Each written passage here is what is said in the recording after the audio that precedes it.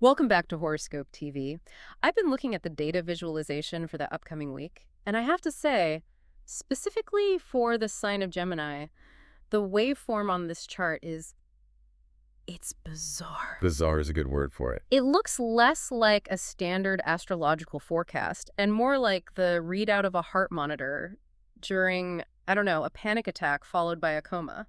That is a very vivid description. Uh-huh. But honestly, looking at the planetary geometry for the week of February 2nd through February 8th, 2026, you aren't far off. Not at all. It is a week of extreme volatility followed by extreme sedation. Okay, so we're focusing on Gemini, the twins. And usually when we talk about Gemini, we talk about adaptability. I mean, they're the mutable air sign, right? They're supposed to be able to handle anything. Well, that's their whole brand. But looking at where Mercury, their ruling planet, is headed this week, I'm seeing some serious red flags. It really feels like the system is being tested. Oh, it is absolutely a stress test. You Yeah. have to remember, for a Gemini, Mercury isn't just some planet out there in the sky. It's their proxy. It's their entire operating system. Right. It's how they process the world. Exactly. When Mercury is functioning well, a Gemini feels sharp, they feel witty, connected. When Mercury runs into trouble, a Gemini feels like their personal hard drive is getting corrupted. And this week. And this week, Mercury is running the gauntlet. So let's set the scene before we get into the day by day. We are starting the week with Mercury in Aquarius, which is usually a pretty comfortable placement for Gemini, isn't it? It's that air-on-air energy. Oh, it is. It's a great fit. Mercury in Aquarius is like having high-speed internet for your brain. It's logical, it's detached, it's all about the future. It loves data. So Monday opens with this buzz. A real buzz. The processor is running at like 4 gigahertz. You're downloading information. You're making connections. It feels efficient. You feel smart. But then by the end of the week, Mercury enters Pisces, and looking at the elemental table, that's a shift from fixed air to mutable water. That just sounds messy. It's the difference between a laser beam and a fog machine. Ah, okay, I get that. You go from hyperclarity to total diffusion. And the problem isn't just the destination. I mean, Pisces has its moments. The problem is the transition. The journey to get there. Exactly. Yeah. We're moving from the most logical sign, Aquarius, to the least logical sign, Pisces, in just a few days. And right in the middle of that shift, there is a collision. The midweek scramble. I have circled February 5th in red ink on my notes here. As you should. That is the pivot point for the entire week. That is where Mercury squares Uranus. We're going to spend a lot of time analyzing that square because, frankly, it looks chaotic. But the mission for this whole analysis is pretty specific. We aren't just here to tell the Gemini listener, hey, bad things might happen. We need to give them the user manual for their own brain this week. Yeah. We need to tell them exactly when to push the send button and when to just unplug the router entirely. And honestly, unplugging is going to be a major theme. A really major theme. All right, let's get into it. Section 1. The planetary weather report. We've established that Mercury is the main character here, the protagonist of this story. Definitely. What I find interesting is that before all the chaos really hits, there's this little moment on Tuesday, February 3rd. Mercury connects with Chiron. Yes. Now, Chiron is often called the wounded healer. That sounds a bit dramatic for a Tuesday morning. What's the actual mechanics of a Mercury-Chiron aspect? So mechanically, this is usually a sextile, which is a supportive aspect. It represents an opportunity. It's not forcing you to do anything. It's opening a door. Okay. And Chiron, it orbits between Saturn and Uranus. It literally acts as a bridge between the old structures, that's Saturn, and the radical new insights, that's Uranus. I see. So it connects the past to the future. In a way, yes. It represents the wisdom you gain only after you've messed something up or been hurt. It's earned wisdom. So when Mercury, the planet of communication, plugs into that, it creates a channel for what we call healing words. But what does healing words actually mean in a practical sense? Are we talking about, like, scheduling a therapy session? It can be therapy, sure. That's a great use for it. But for a Gemini, who so often intellectualizes their feelings, Mercury-Chiron is a moment where they can actually articulate pain without turning it into a joke. Oh, that's a big one for Geminis. The humor as a defense mechanism. It's their go-to move. Yeah. If things get too heavy, they crack a joke to lighten the mood to deflect. Right. On Tuesday, that defense mechanism is lowered. The geometry it allows for sincerity. So if there's been a conflict with a friend or, some misunderstanding that's been festering, Tuesday is the day where you have the language to actually fix it. You aren't just debating who was right or wrong, which is the lower vibration of Mercury. Yeah. You're discussing why it hurt. That distinction is so key, debating facts versus discussing the impact. So if I'm in Gemini and I've been giving my brother the silent treatment for a week, Yes. Tuesday's the day I should break the silence. Yes. The data strongly suggests that your words will just land differently on Tuesday. They won't trigger defensiveness in the other person because they're coming from a place of vulnerability, not a place of, I'm smarter than you and here's my evidence. Okay, so that's a real window of opportunity. Grab that on Tuesday, because by Thursday, February 5th, the whole vibe changes. Completely. The door slams shut. We have this Mercury-Uranus square. I want to unpack the square aspect first. A lot of people hear square and they think structure or box, solid, stable. Right, which makes sense logically. But in astrology, a square is basically bad news, isn't it? I wouldn't say bad news, but I would absolutely say high friction. Think of a square as trying to take a sharp 90-degree turn at 60 miles per hour. Okay, yeah, a blind side. It's a blind side. And in this specific case, we have Mercury in Aquarius squaring Uranus in Taurus. We have to look at the elements here to really understand the crash. Okay, so Aquarius is fixed air and Taurus is fixed earth. Correct. And that word fixed means stubborn. It means I am not moving. Two immovable objects. Exactly. Mercury in Aquarius says, I have this brilliant, logical, futuristic idea, and this is how the world should work. It's very theoretical. It's up in the clouds. Right. Then you have Uranus and Taurus. And Taurus is the mud, the ground, the bank accounts, the physical hardware of your computer. And Uranus is the planet of sudden disruption. So you have a stubborn, abstract idea crashing headfirst into a volatile physical reality. Precisely. Yeah. It's like a brand new software update that's Mercury in Aquarius that is completely incompatible with the old hardware. That's Taurus, and it causes the battery to just explode. That's Uranus. Wow. Okay. A square forces these two energies to fight for dominance. They can't cooperate. And the result for a Gemini is what you called scrambled thoughts. It's cognitive dissonance on a massive scale. On Thursday, Geminis are going to feel like their brain is trying to process two completely contradictory realities at the same time. What does that feel like? It feels like mental chaos. You walk into a room and you completely forget why. You start a sentence and at the end of it, it's just gone. It's a short circuit. And we aren't just talking about internal brain fog here. Uranus rules technology, electricity, the internet. Everything that plugs in. So when it fights with Mercury, the messenger that spills out into the real world as glitches. It is the classic Mercury retrograde vibe, even though Mercury isn't retrograde. In some ways, it's actually worse because it's so sudden. How so? A retrograde is a slowdown, a review. This square is a crash. It's the server going down right in the middle of your most important upload. It's the power surge that fries your laptop. I want to be really specific here for our listeners. When we say technology glitches, we aren't just saying, oh, Instagram might be down for an hour. We're talking about critical failure points. We are talking about data corruption. We are talking about misrouted information. An email sent to the wrong person with disastrous consequences. And because Uranus is in Taurus, an Earth sign, this can also affect physical infrastructure. Like what? Like your car's electrical system suddenly going haywire. The smart lock on your front door stops recognizing your face. The credit card terminal at the store just dies. So the advice back up your data isn't just a clever metaphor this week. It is literal. It is the most practical, non-negotiable advice for this week. If you are a Gemini, or if you work closely with one, do not trust the autosave feature on Thursday. Manually save. And maybe save it somewhere else. Put it on a thumb drive. Print a hard copy. Ugh. I know it sounds archaic, but you'll thank me later. Okay. Treat the tech like it's an enemy combatant on Thursday. Got it. Now, assuming we survive the electrical storm of Thursday, we hit Friday, February 6th. The Great Dissolution. That seems ominous. Well, it feels ominous if you're someone who's addicted to clarity. And Geminis are clarity addicts. True. Mercury loves being in Aquarius. It's sharp, it's fast, it's at home. Mercury hates being in Pisces. In astrological terms, Mercury is in its detriment and its fall in Pisces. It does not function well there. Why? What is it about Pisces that Mercury finds so difficult? Mercury is all about discrimination. Telling this from that. Sorting object A from object B logic. Categories. Pisces is about oneness. Pisces says A and B are actually the same, and they are also C, and we are all the ocean. And you can't categorize the ocean? You can't put the ocean in a spreadsheet. So Mercury tries to grab onto a hard fact, and it just dissolves in its hand like sand. This creates what you call the fog. Exactly. For a Gemini who relies on their intellect to navigate the world, this is deeply disorienting.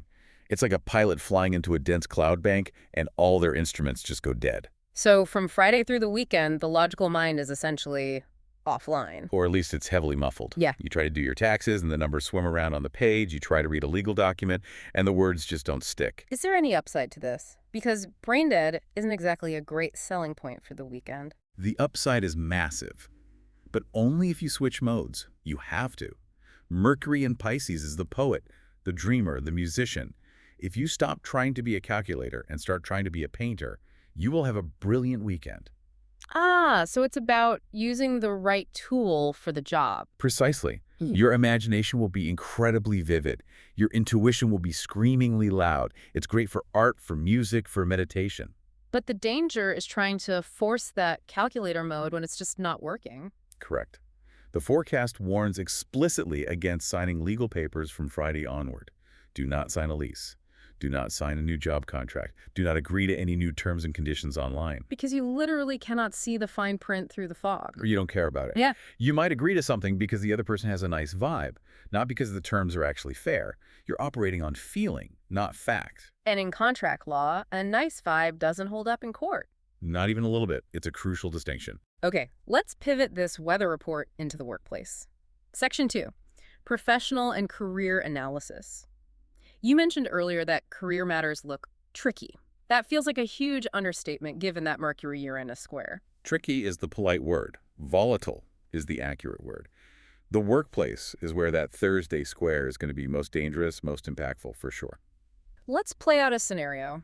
It's Thursday. A Gemini has a big presentation. They've done all the work. They are totally ready to present. What happens? The projector bulb blows out. Classic. Or the Wi-Fi in the conference room dies just as they need to play a video. Or, more likely, because Mercury rules communication, they say something completely off script. Off script how? Like a Freudian slip. Sort of, but with a Uranian twist. Uranus is the planet of rebellion and shock.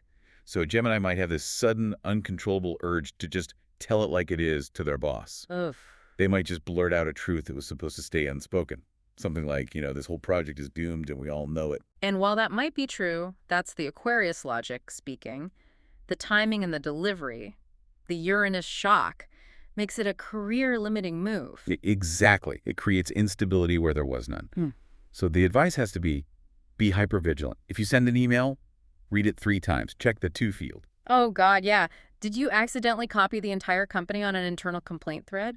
That is the stuff of nightmares. And it happens under these transits constantly. The wires just get crossed. So you have to slow down. If you feel that urge to be impulsive or to shake things up at work on Thursday, suppress it. Suppress the rebellion. Got it. Okay, now, there's a subplot happening here. On February 4th, that's Wednesday, Uranus goes direct. Yes, this is important. It's been retrograde for months, and this is happening in a hidden part of the Gemini chart. I want to drill down on this. The 12th house, what is that? The 12th house it's the most confusing sector of the zodiac for most people. Think of it as the attic of your mind, or the basement. It's where we store all the things we don't want to consciously deal with. So it's the subconscious mind. It's the subconscious, absolutely, but it's also the engine room. It's where all our hidden motivations live, our self-sabotage, our secret dreams.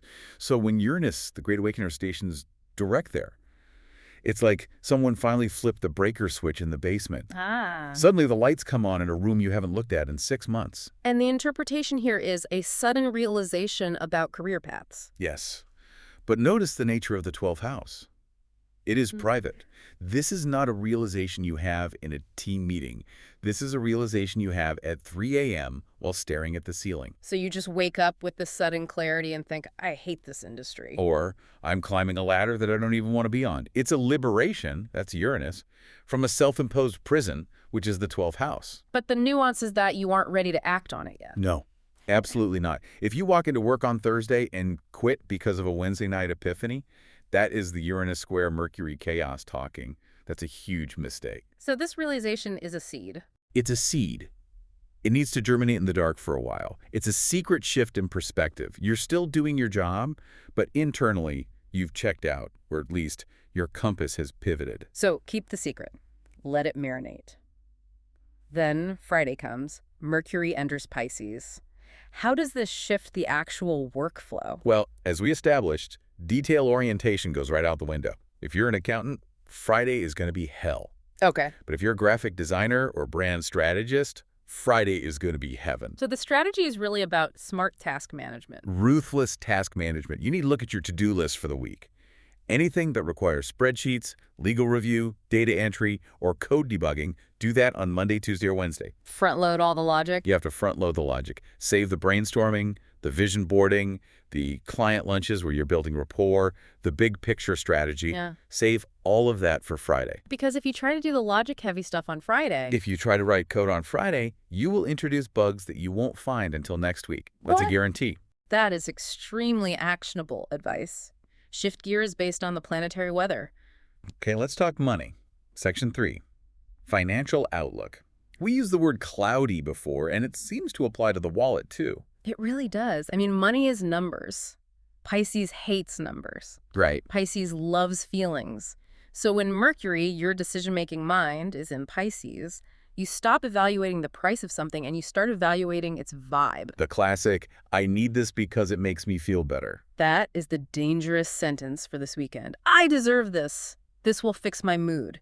The forecast identifies a complete blurring of the lines between want and need. And this is where the whole concept of retail therapy becomes a serious financial risk. It does.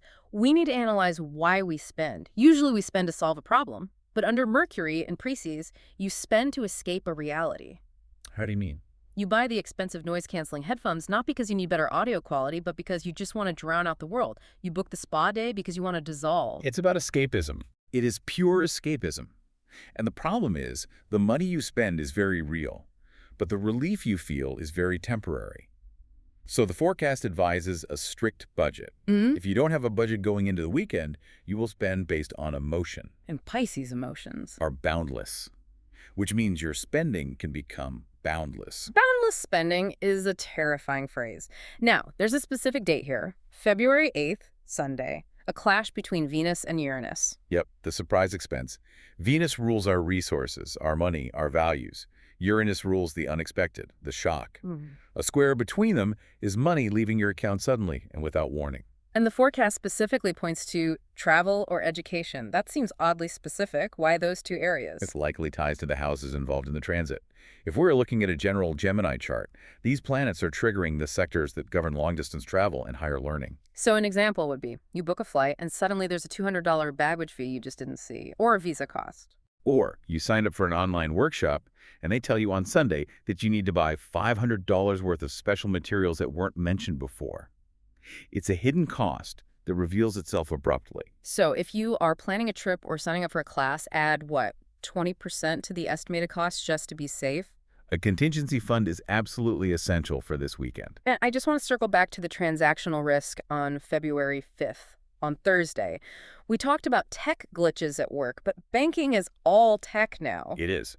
The advice here is pretty stark. Do not move large sums of money on Thursday. Just don't. I feel like this is the day someone tries to wire a down payment for a house and the routing number gets transposed. Or the banking app just crashes mid-transfer and the money is in limbo. You see it leave your account, but it hasn't arrived at the destination. That 24-hour limbo is a level of stress you just do not need this week. So if you have to pay big bills, do it on Tuesday. Or just wait until next week if you can. The digital abstinence on Thursday is the safest policy for your net worth. Okay. Moving on to Section 4, Love and Relationships. This is always the messy part. The outline calls this the tale of two halves. It really is a Jekyll and Hyde week for romance. We start in the Gemini sweet spot. Monday through Wednesday, Mercury in Aquarius makes for great banter. We know Geminis can be sapiosexual as they get turned on by intelligence. They absolutely do. They want to be stimulated mentally. So early in the week, the connection is intellectual. It's witty texts, sharing interesting articles, debating politics in a fun way. It feels light. And then Thursday happens. The communication breakdown. I want to role play this because I think we've all been there. It's the text message disaster. It is the absolute death of nuance. You're typing quickly because Mercury in Aquarius is fast, but then Uranus scrambles the signal. You send a text that says, "We need to talk." Oh, God. The 4 worst words in the English language. And you just meant, "We need to talk about which movie to see tonight." But the receiver reads, "We need to talk about breaking up." And because Uranus is involved, the reaction isn't to ask for more information. It's explosive. Exactly. They don't ask for clarification. They just react. They block you. Oh, coffee. They call you screaming. The misunderstanding escalates instantly from 0 to 100. So the advice is, what? Be painfully clear. Be verbose. Do not use shorthand. Hmm. Do not use sarcasm under any circumstances. Sarcasm requires tonal context, and text has no tone. Point. If you're angry, wait 24 hours to hit send. If you're trying to be funny, use 5 emojis to prove it. Over-explain everything. Then we get to the weekend. The softening. Mercury in Pisces. This shifts the whole romantic dynamic from debate to soulmate. It becomes nonverbal. You stop talking so much and you start just feeling. For a Gemini, this can be lovely or it can be terrifying. Why terrifying? Because Geminis like words. Words are a form of control for them. Feelings are uncontrollable, they're messy, but if they can lean into it, the connection becomes really spiritual. It's staring into each other's eyes rather than talking about the news. And for the singles out there, the forecast suggests looking for love in places related to art or charity. Yes, Pisces rules compassion and creativity. You aren't going to meet your soulmate at a debate club this weekend.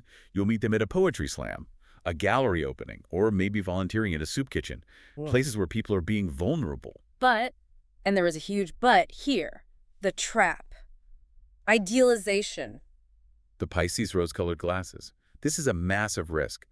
Mercury in Pisces deliberately ignores flaws. Give me a concrete example of this. Okay, you meet someone, they don't have a job, they're living on their friend's couch, and they haven't texted you back in 3 days. Right. The logical Gemini brain normally would say, next, inefficient, move on. Absolutely. Red flags everywhere. But the Pisces-influenced Gemini brain says, oh, he's a free spirit. He's untethered by the chains of capitalism. He's silent because he's probably contemplated the universe. You're writing a fan fiction about a person instead of actually seeing the person who's in front of you. Exactly. You are projecting a fantasy onto a completely blank screen. So the advice is to enjoy the romance, but do not, I repeat, do not commit to a narrative about who this person is until the fog clears next week. So date them, kiss them, but don't move them into your apartment. Please, for the love of God, do not move them in. Let's check the vitals. Section 5, health and wellness. This tracks perfectly with the mental forecast. We see a huge nervous system spike midweek. I imagine the Mercury-Uranus square acting like drinking, 10 espressos in a row. It is electrical overload. Your nervous system is basically a grid of wires carrying signals through your body. Uranus just cranks up the voltage, and if the voltage is too high for too long, the wires start to fray. So physical symptoms would be anxiety, jitters, maybe even heart palpitations. Tremors, restless leg syndrome, insomnia, the brain won't shut off, and phenomenon is huge here. You're lying in bed, you're physically exhausted, but your mind is just looping on some random glitch from 3 years ago. And this leads, inevitably, to the energy crash on February 6th. It has to. It's a biological necessity. The body cannot sustain that level of voltage. When Mercury enters Pisces, the breaker trips. The adrenaline just cuts out. And suddenly, you aren't just tired, you are practically comatose. Lethargy. A real feeling of heaviness. People describe it as the feeling of walking underwater. The advice here is to listen to the body. But what if you have to work on Friday? What if you have things to do? Then you are going to suffer. If you try to fight the Pisces fatigue, you will get intense brain fog, you will make mistakes at work, and you might even get physically sick. Your body is demanding a reboot. So don't push through it. Don't. If you can take a nap, take a nap. If you can sleep for 10 hours on Friday night, do it. Your body needs it. The forecast also mentions a water remedy. This makes a lot of sense for Pisces being a water sign. Hydrotherapy. Water is the element of emotion. Soaking in a tub isn't just about cleaning your body, it's about regulating your nervous system. The physical sensation of water creates a boundary that helps you feel contained when your energy feels scattered all over the place. And what about the feet? Why the specific focus on feet? Pisces rules the feet in medical astrology. Every sign has a body part. Gemini, for instance, rules the hands and lungs. So when the energy shifts so dramatically into Pisces, the feet can become the focal point of all that leftover tension. So they might just ache more than usual. They might ache, you might be more clumsy, trip over things, or drop something on them. It sounds silly, but pay attention to your feet. Wear comfortable shoes. They're comfortable shoes. And a foot massage is actually a fantastic way to ground all that chaotic electrical energy from your head down to your toes and out into the earth. Grounding. That is the key word. Okay, let's look at section 6, the cosmic toolkit. We have colors and numbers. The color of the week is yellow. Like bright highlighter yellow. The color code is #FFF00. Yellow is the color of the solar plexus. It's the color of intellect, of optimism. It is also the color traditionally associated with Mercury. But wait, why would we wear a bright, stimulating color if we're trying to calm down from all this chaos? It's not about calming down. It's about cutting through the fog. When that Pisces energy hits on Friday and you feel like you're losing your mind, yellow acts as a beacon. It stimulates mental clarity. So it's a counterbalance to the Pisces energy. Exactly. If you wear gray or blue on the weekend, you're just feeding the fog. Wear yellow to keep it tethered to your logical self. And the lucky numbers: 3, 5, 14, 23, 32, 41. I'm definitely seeing a pattern here. The number 5 absolutely dominates this list. Gemini is the third sign, but 5 is the number that represents change, motion, humanity. And look, 14 is 1 plus 4, which equals 5. 23 is 2 plus 3, which is 5. So the universe is basically yelling the number 5 at us this week. 5 is the number of instability and adaptability. It fits the energy of the week perfectly. It's about being flexible. Let's talk about people. Compatibility. Who is the lifeboat for a Gemini this week? The best match is listed as Libra. This is an elemental save. Libra is an air sign, just like Gemini. So they just speak the same language. They do. But Libra is cardinal air. They initiate balance. So when a Gemini is spinning out in the middle of that Uranus chaos, saying, I don't know what to do, everything is breaking, Libra steps in. And what does the Libra say? The Libra says, okay, let's breathe. Let's look at both sides of this. Let's make a pro and con list. Let's make this fair. They validate the Gemini's intellect without feeding the panic. And specifically, on Thursday, the big chaos day, the moon enters Libra. That is the cosmic cavalry arriving. Just when you think you're going to lose your mind, the emotional atmosphere, that's the moon, shifts into a mode of diplomacy and peace.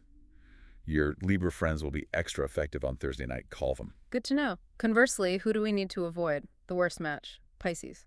This is tough because Mercury is entering Pisces, so the energy is everywhere. But interpersonally, it's oil and water this week. Or air and water, which makes bubbles, I guess. Make bubbles and fog. If a Gemini is stressed out about hard facts, Mercury, Uranus, and they go to a Pisces for help, the Pisces is going to offer emotional support, not solutions. So Gemini says, my computer just crashed and I lost the entire file. And Pisces says, oh, honey, this sounds so hard. Maybe the universe wanted you to rewrite it from the heart. oh, that would make a Gemini absolutely homicidal on Thursday. Exactly. The Gemini wants a tech support number. The Pisces offers a metaphor. It leads to mutual frustration. The Gemini thinks the Pisces is useless and flaky. The Pisces thinks the Gemini is cold and soulless. So just stay in your separate corners for a few days. Avoid the deep talks. Avoid the metaphors until at least the weekend. Good advice. So to bring this all together for the Gemini listener out there, you're looking at a pretty wild bell curve of energy. That's a great way to put it. You start high and sharp, you hit a massive spike of chaotic voltage on Thursday, and then you crash into a deep, foggy, sleepy valley on the weekend. The mission then is adaptability. And forgiveness. You're probably going to make a mistake on Thursday. The tech will glitch. You're going to feel lazy and unproductive on Saturday. Forgive yourself for all of it. It's just the weather. And do not sign the contract on Friday. Never, ever sign the contract on Friday. I want to leave our listeners with one final thought to mull over. We talked about that secret realization on Wednesday, that 12th house epiphany. The seed that gets planted in the dark. If that realization that I don't belong in this job, or I really need to pursue X if that's true, what does your life look like a year from now if you actually watered that seed? That is the scary and the exciting question. Yeah. Because Uranus demands change. Once you see the truth on Wednesday, you can't unsee it. You can ignore it for a while, but you can't unsee it. So a year from now, you might look back at February 4th, 2026 as the day everything shifted, even if nobody else knew it at the time. That is usually how the biggest changes begin, in silence. Thank you so much for analyzing the stars with us today. This was a really dense one, but I think the Geminis are ready. They are built for this. If anyone can handle a system reboot, it's the twins. If you enjoyed this analysis, please subscribe to Horoscope TV so you get notified when we drop the next episode. We'll be here watching the transit so you don't have to fly blind. Until next time. Bye!